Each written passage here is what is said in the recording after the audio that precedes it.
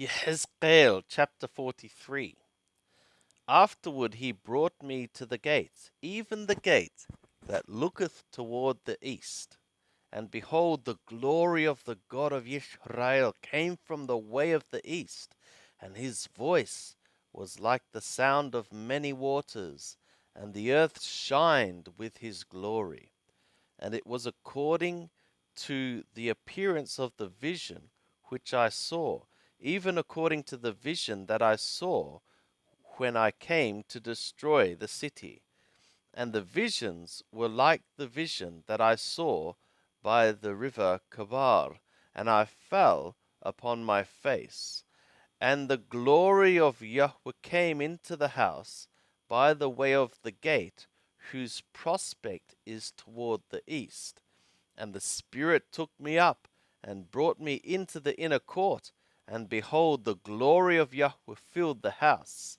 And I heard one speaking to me out of the house, and a man stood by me, and he said to me, Son of Adam, this is the place of my throne, and the place of the soles of my feet, where I will dwell in the midst of the children of Israel forever.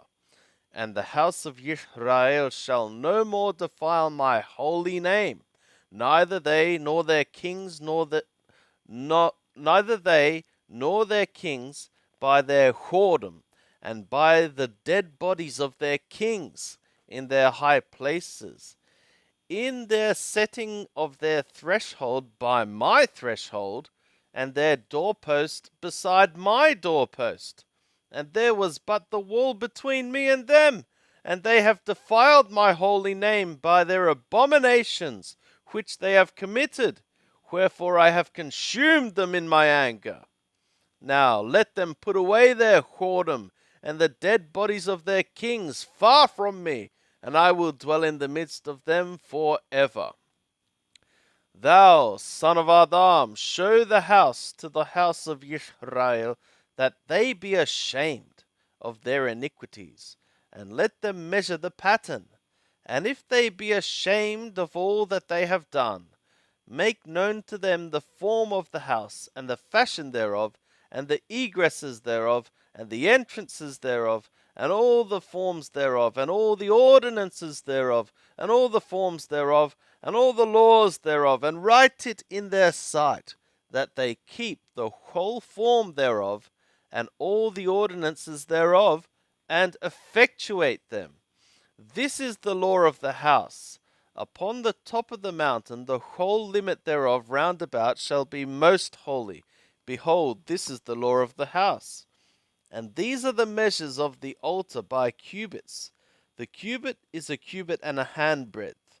The bottom shall be a cubit, and the breadth a cubit, and the border thereof by the edge thereof round about is a span.